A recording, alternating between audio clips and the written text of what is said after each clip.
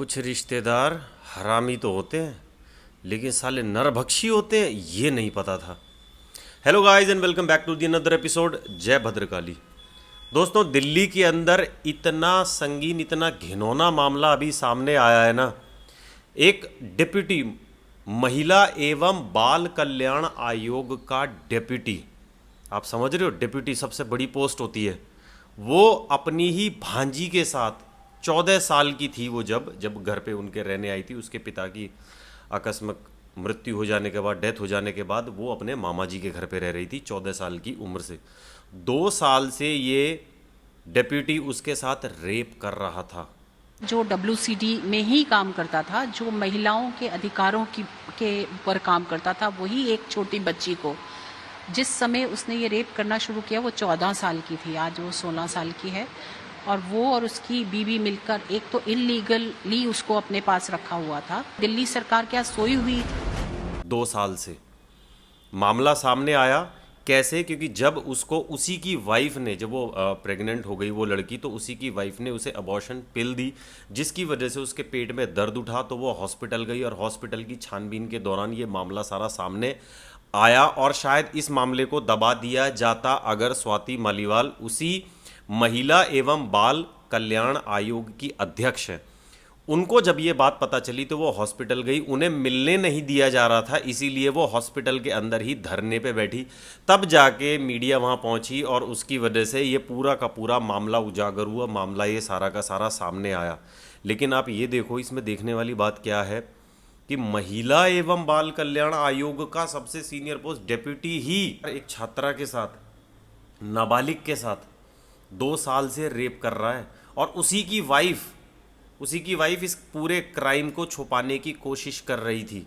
अभी दोनों को अरेस्ट कर लिया गया है। दोनों इस टाइम पुलिस की उसमें कस्टडी में है, दोनों के दोनों। अभी तक मामला कोर्ट में नहीं पहुंचा, दोनों को सुनवाई अभी तक नहीं हुई है, कितनी लंबी लगेगी। लेकिन यार ये लोग, आप देख रहे हो, मामा, सगा मामा, मामा 2 बार आता है मामा में, और ये सगा मामा ऐसी हरकत कर रहा है। बताओ दुनिया क्या भरोसा करेगी किसी रिश्तेदार पे? आजकल के बच्चे तो वैसे ही अपने रिश्तेदारों को कुछ समझते नहीं हैं, उनके लिए तो बस ये खाली टॉन्ट मारने वाले लोग हैं। और ये ऐसी हरकत सामने आ रही, बताओ, एक सगे मामा मामी की तरफ से। कैसी तो वो घरवाली है इसकी, जो भाई साहब इसी के रेप में इसका साथ दे दी। उसने भी सोचा होगा चलो यार इतना बड़ा डिप्टी है, कल को बात सामने आएगी, परिवार की बदनामी होगी, उसने उसे अबॉर्शन पिल दे दी, उसकी वजह से उसके पेट में दर्द उठ गया। यार मतलब शोषण भी किस लेवल का शोषण कहाँ पहुँच चुका है। नाबालिगों के साथ रेप हो रहा, मतलब खैर इसको माफ़ी तो नहीं मिलने वाले, अभी तो खाली सस्पेंड है, इस पर तो पूरी कार्रवाई होगी। और हो सकता है शायद आगे चल के वो लड़की ना मुकर जाए कहीं, पर फिर भी नाबालिग तो नाबालिग ही है।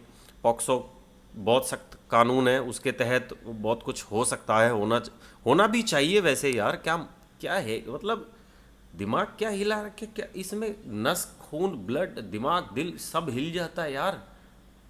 ये ऐसी ऐसी न्यूज़ जब सामने आती है ना, और मीडिया इसको नहीं दिखाएगा ढंग से, पूरे तरीके से दिखाएगा केवल वो लप्पू सीमा, झिंगुर सचिन और वो मिथिलेश आंटी, इनकी आपस में बहस करवाएंगे, जिससे देश का कोई लेना देना नहीं है।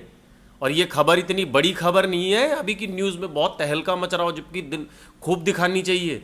ऐसे हबशी साले, ऐसे हैवान लोगों की खबरें तो बिल्कुल दिखानी चाहिए। महिला एवं बाल कल्याण आयोग का डिप्टी 2 साल से एक नाबालिग के साथ रेप कर रहा है। बताओ मेंटेलिटी कैसी है, कैसे इंसान को इतने साल से इस काम पे रखा हुआ। ये हो सकता है बाकी जो लेडीज जो काम करती होंगी उनके साथ इसने कभी कुछ गलत नहीं किया होगा, या उनको गलत नज़रों से नहीं देखता होगा। क्या देख के ये लोग इस चीज़ का चयन करते हैं, इसका सिलेक्शन करते हैं, कैरेक्टर देखते, कैसे देखते, कौन है वो लोग भाई जो ऐसे ऐसे लोगों को नहीं पहचान पाते हैं। फाक मैन, ये किधर जा रहा है यार? ये मतलब भाई ऐसे ही लोगों के हाथ में सरकार दी हुई है। ये तो चलो चलो, ये भी बहुत बड़ी पोस्ट होती है भाई। और ये मैं बता रहा हूँ, ये बाकी पॉलिटिशियंस भी कोई कम नहीं है, ये बहुत लोगों का खुलासा होता रहता है, नॉर्मल लोगों को पता रहता है, बट न्यूज़ वाले नहीं दिखाते हैं।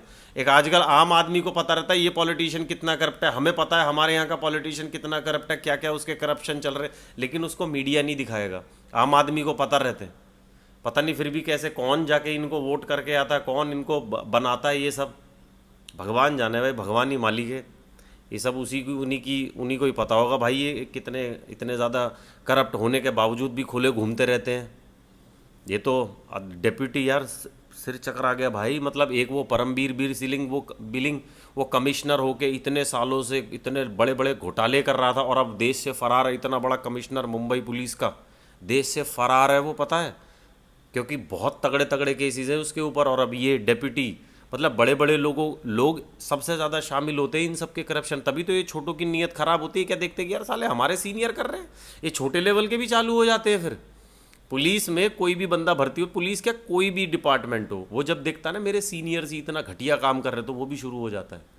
यही है रीज़न बस खाली कि छोटे, शुरुआत बड़ों से ही होती है। तो छोटे तो ऐसे सोचते हैं भाई बहती गंगा में हाथ धो लो यार, बहती नदी है, तुम भी निपट लो इसी में ही।